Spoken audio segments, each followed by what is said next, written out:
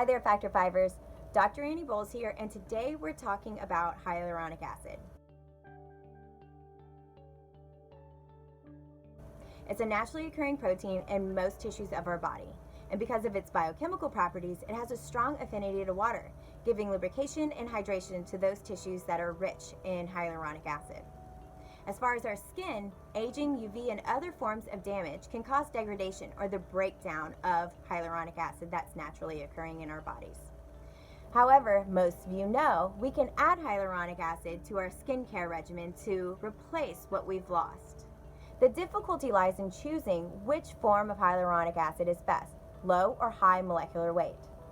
The molecular weight represents essentially the size of the proteins. So high molecular weight hyaluronic acid are those forms that are above 1,500 kilodaltons, whereas the lower molecular weight hyaluronic acids are those lower than 1,000 kilodaltons. So why do we care about the molecular weight?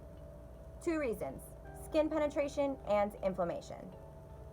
When it comes to skin penetration, using the high molecular weight hyaluronic acid is ineffective, as it does not penetrate through the outermost layers of our skin. And this is why microneedling has been a very popular tool to introduce these proteins directly into our skin. But in this case, or for topical use, it really is best to use the low molecular weight hyaluronic acids, as it penetrates deeper and has a more lasting effect, resulting in a better appearance.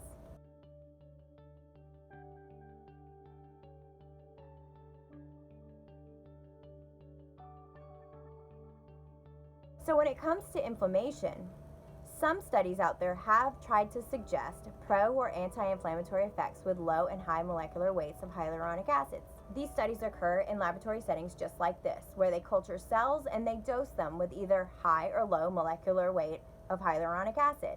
And according to the activities of the cells, they are suggesting and associating pro or anti-inflammatory effects. As these laboratory settings are very artificial, it's not representative of really what's happening in the body. And so these data and the evidence from it are inconclusive. We need to think about the bigger picture. When we typically think about inflammation, we think about this widespread immune response that happens because of injury and damage. And we usually typically think of it with inflammation of redness, swelling, pain, and heat. But this isn't always so. Controlled inflammation is good inflammation and actually happens all of the times of the day without us even knowing, as controlled inflammation clears away dead and dying cells and proteins to get rid of them to replace and generate new ones for healthier tissues.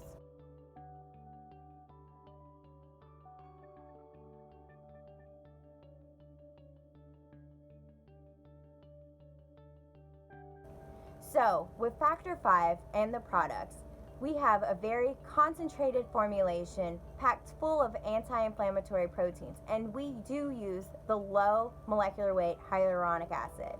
And that's because we humanize aging, so you can be the best version of you. If you have any questions about hyaluronic acid or any unrelated questions, you can email me at annie@factor5skin.com.